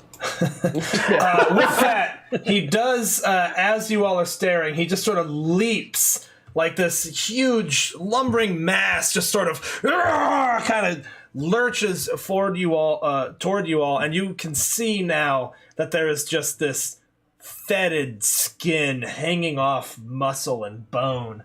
Looks like it's been half maggot eaten, and you get the stench, and just as it leaps, the last of the light fades in the west. You are going to be in dim light, which will give disadvantage for those of you who do not have night vision or dark vision. That'll be good. Yeah, That's- great.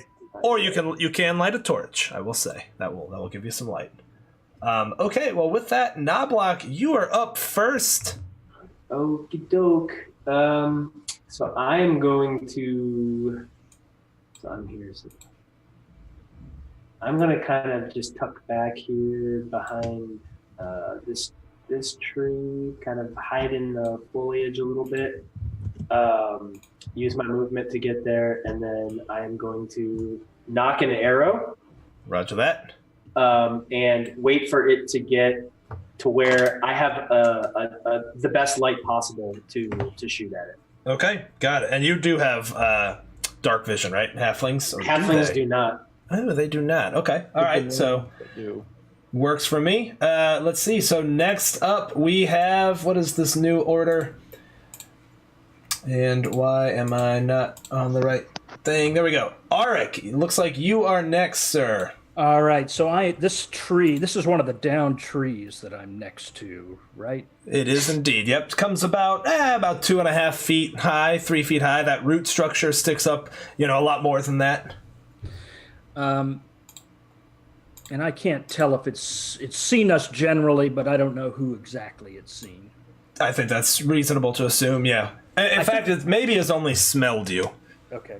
I think what I'm going to do is is there any part of this tree that's taller or easier to duck down into? The root structure you certainly could, and the rest of this over here is leafy and branchy, just like you see. So, probably goes up about 10 feet. So I think what I'll do is I'll just move here and I'll kind of hide in this, kind of behind this root structure. Okay. You can go ahead and make a hide check if you'd like to. I think I'll do that. Maybe.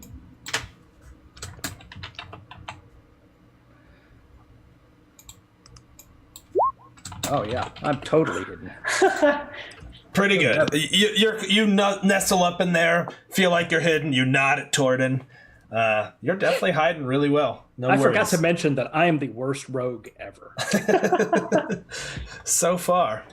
You guys do have one more divine inspiration. There were some bits that came in, so thank you guys. Davis Snow, thank you for that. Much appreciated. Yay. And with that, I believe we are on to Lanthil. Dragon Man, follow me. Yeah. Take off. Way up here, and he will also knock an arrow to the bow while keeping an eye on the ogre. Well, actually, could I make that shot? 10, 20, 30, 40, 50. He's 60 feet away. Yeah? Mhm. Oh, and I guess you probably know by now there's a handy-dandy little measuring tool. No, So he is, in fact, 60 feet away. Cool. Yeah, we're gonna go ahead and take the shot because we do have dark vision. So Do it. it's a half elf. Ooh, Nice that is shot. a definite hit. Go ahead and roll that damage. All right. He's sort of lumbering and sniffing at the air, and you just twang. You hear it you hear the squelching sound as it penetrates deeper than you would expect, as the skin is just soft and mushy, deep into the muscle tissue, and it just and it kind of perks its eyes up. You see them glinting in the well, I guess this moonlight now, and just malice in its eyes. Torden. I'm coming with you, Lanthel. I moved myself over here. And I'm going to try and, I guess, make a stealth check behind that bush right there. See if I can... It's not going to go very well, but I'm going to try. Giant dragonborn trying to hide behind the bush. Yeah, you're cowering behind the bush, and you kind of give Lanthel a thumbs up. But as you look over there, Arik, you just see his scaly head poking above it. I think Lanthel would kind of roll his eyes at him a little bit. I taught you everything you know. That's right. Yep, the best rogue. Is it the ogre zombie? It is. You all just feel this like dum dum dum on the ground as it sort of moves, almost like a gorilla or some primate, just primally pounding this path towards you, and it definitely makes it just to you, Lanthel, with some speed you were frankly not really expecting. And as it gets you, as it approaches, you just get this wave of stink coming off it. And as it gets you, it roars, and you can see things moving around its gums and worms hanging out of rotten flesh around it. And with that, Knobloch, you can use your reaction shot real quick. Okay. Let me pull that up. It's still going to be disadvantaged because there are no light sources right now. Okay. That'll do, though. That'll definitely do. Love my little halfling buddy over there. Okay. Another arrow just like kind of sinks in, makes that sickly squelching noise. You all just, as it hits, you just smell it. It just opened it up a little bit. Nice. And Knobloch, it is now the top of the turn. It is your turn again. So let me. I'm gonna go back to about here. Actually, no, I'm not. I'm gonna stay where I was and go ahead and take. I'm just gonna take another shot. Okay. Again with disadvantage. Yep. That is a hit. Yes. Wow. There you go. You quickly loose two arrows as they sink into his back. Go ahead. And then I'm going to use my movement to get to here. Roger that. Okay. Get everybody in frame now. There we go. Got everybody in frame. Okay. With that, we would go to Arik. All right, I am going to take out my short bow, and I'm going to fire at him as well. Okay, and I'm going to see if you were hidden. You did roll stealth. It was pretty abysmal. That being said, oh, what'd you roll? You rolled a 5. He sort of glances in your direction, indicating he's at least aware of you being there. Yeah, probably confused though, because Yeah. So I'll fire at him. I Okay. do not have a light source, so I would be at disadvantage too. I guess. That's right. So I will fire at him. Oh yeah. So That's a hit. all right. That is a hit. And add in your sneak attack. Oh, that's right. So D6. Okay. Not bad. You all just see arrows, and it's just looking incredibly unhappy about that. Lanthel, it is your turn, sir.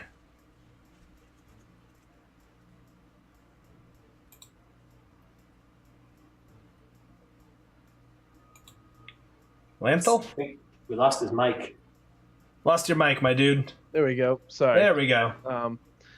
With bow in right hand, left hand, he's going to draw his short sword out of the scabbard and take a strike at this guy right Cool. in front of him. That is a definite hit, sir. All right. Then 4 damage. Okay. You take it, cut across his distended belly, and just innards spew forth. They're black and rotten and fetid. Just the stink is overwhelming. You instinctively have to raise your elbow to kind of block your nostrils. All right, and that'll be it for him. All right, Torden. All right, I'm gonna kind of hop up over the. He thinks he hops up over the potion and scares him, but I'm gonna unleash my breath weapon on him. Nice.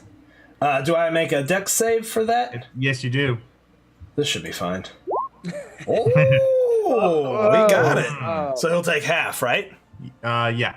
Yep. All right, so. Okay, so he'll take 10 from that, and your breath is lightning? Lightning. Yes. Yeah.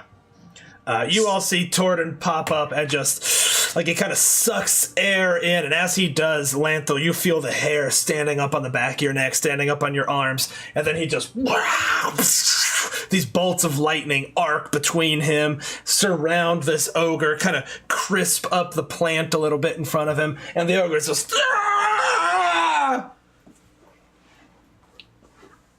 That was good, right? That was good, right? Yeah, good. That's as well. Okay. Coach, you know I'm sadistic and like people to choose their fate. Roll me a 1d2. You're a 2, Torden is a 1. Let's see which one of you it is the most upset about.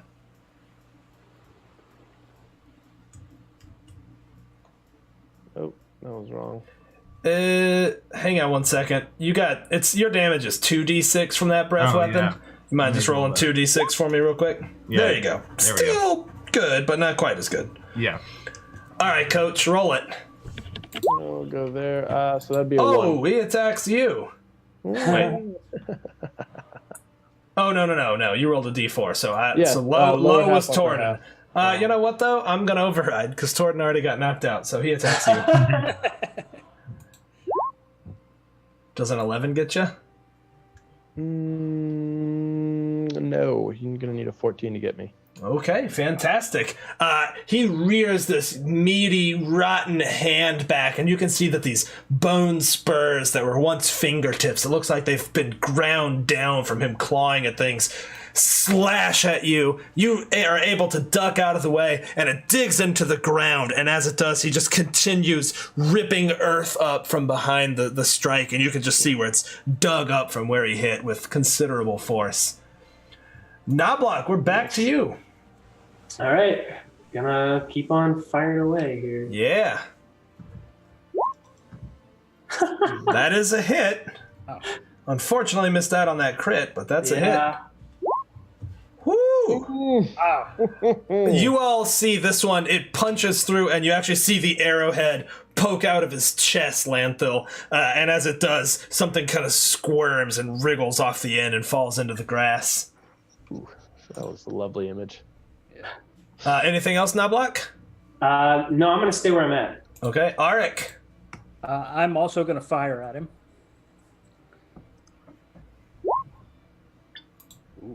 That is also a hit. All right. Guys are putting a dent on this guy. Do I get the sneak attack You too? sure do. Yep, you got allies there. Let's see.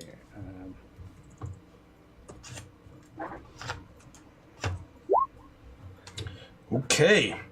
He's starting to kind of sway a little bit. Lanthil and Torden, you can see that he's just like kind of snapping at unforeseen attackers, peppered with arrows right now. It's almost like he's trying to say something like, and Probably trying to Lanthil. surrender. Yeah.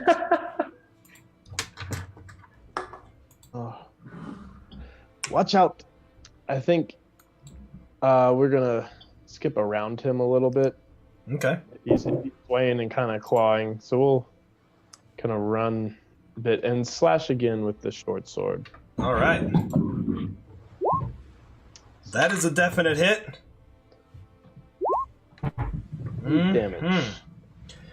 you tear into his back, and as you do, you rip 2 of the arrows from the flesh. There's basically just like you rip hunks of meat that just fall to the ground. You just can see his rib cage and spine from behind him.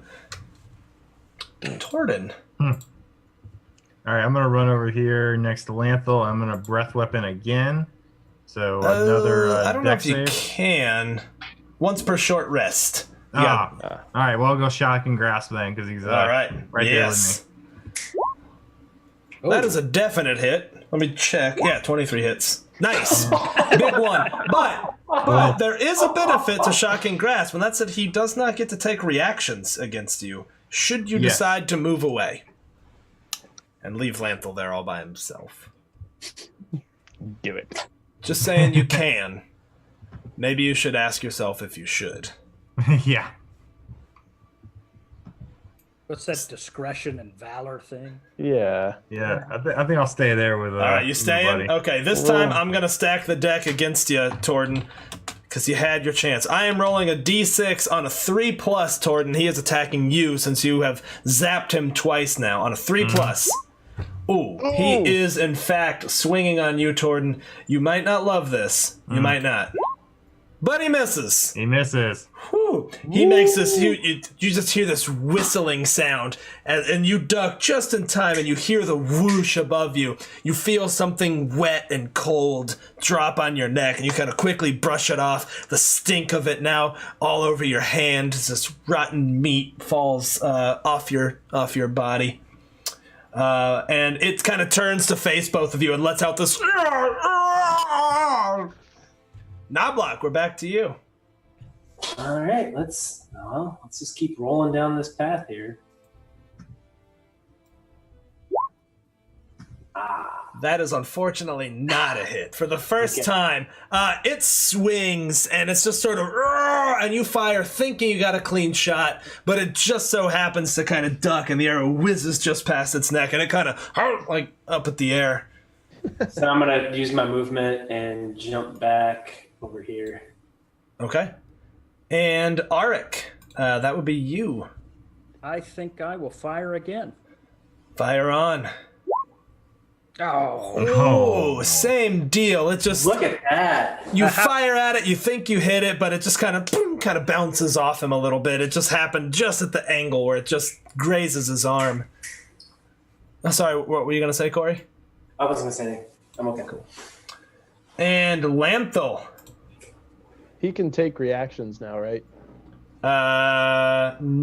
Yes, he can. Actually, I don't remember if it's to the end of your turn or to the end of his turn. Until the start of its next turn. Okay, so then yes, it can. Unfortunate. I think I'd continue this kind of cat and mouse game with it and run back over here around it and slash again with this short sword. Okay. That is a hit. There we go, 4 damage. All right, you're sort of playing this game with it. You kind of slash it and duck and run. It's just trying to keep up with you. Can't quite. Torden, you're up. I'm going to cast Frostbite on it, so that'd be a con save. Alrighty. That is a fail. Yeah. And so that's 1d6 cold damage. Yes, sir. Great. Yep. Yep. So far, so good. I can help you with your character sheet, too. We can change that from attack roll to the other thing. Okay. The save and it DC. also has a disadvantage on the next weapon attack roll it makes before the end of its turn. Yep, pretty tasty. That's definitely helpful. As it turns, this time following the cat and mouse game from Lanthal. Coach, I'm making it 3+, it attacks you. It does, in fact, attach you, Coach, and it will be attacking with disadvantage. Well, I don't think an 8 gets you, so there's no point rolling on. Damn, this thing, it hits hard, so y'all have been lucky. Knobloch! Well, let's keep this train going here. Boom. Ooh, Knobloch. Torden, can you make me a dexterity saving throw, please? Sure. Can he hit by this arrow? Torden, you kind of hear something whizzing and kind of duck out of the way just as an arrow whizzes by you and clatters into the trees in the distance. And I'm gonna work my way down here.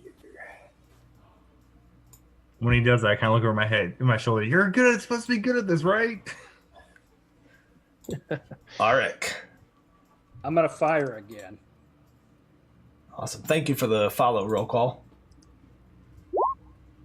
That is a hit. All right. Yeah. I also get my sneak. You do indeed. Yeah. Oh, Okay, it staggers and sways and falls to the ground. Oh, Its soft flesh collapsing in on itself, arrows snapping under its weight. Congratulations, you all beat my zombie ogre puzzle. it was I am good at this. I softened it up for you, Torden. I'm sorry I almost hit you. It's dark. That's true, and I am a large target. I learned not to stand in the way of your bow. So you know what? It's okay. The important thing is, lads, is we're all alive. That's true.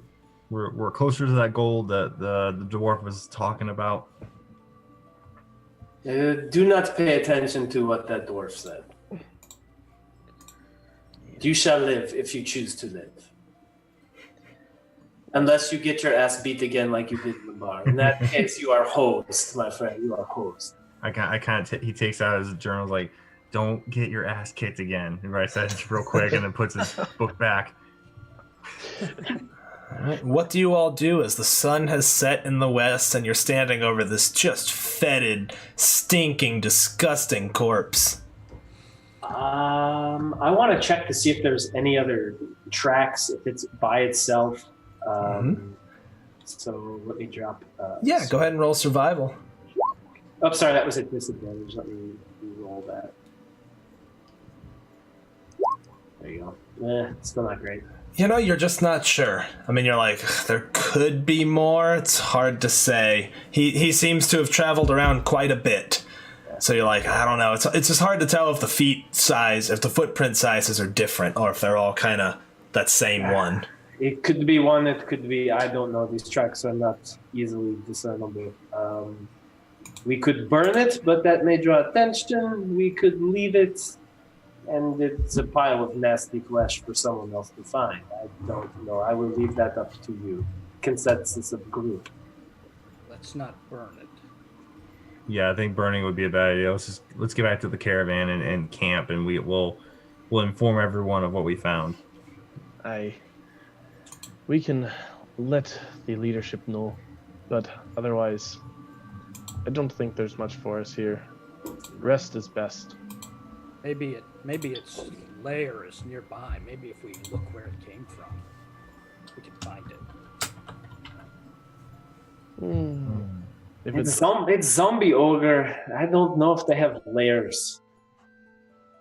I mean, their skin is in layers, but I don't know if they have a layer. they might, but Maybe it's not worth the risk. We were investigating. We've successfully investigated. Let's report our findings. See, you are learning. Now we go back. All right, you all make your way back to the caravan, pretty much no problem.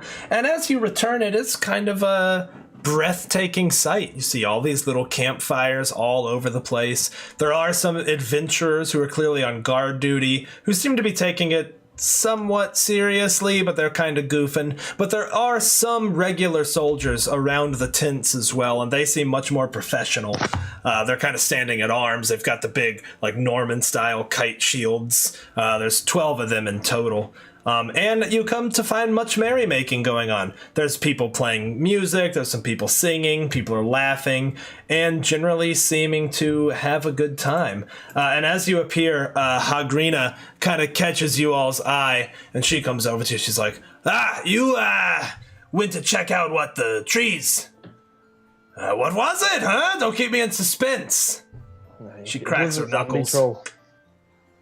Nah, zombie ogre. Ah, forgive my lack of knowledge, Knoblach. It's okay. They're both big and gross. Hey, more of them? Did you take care of it?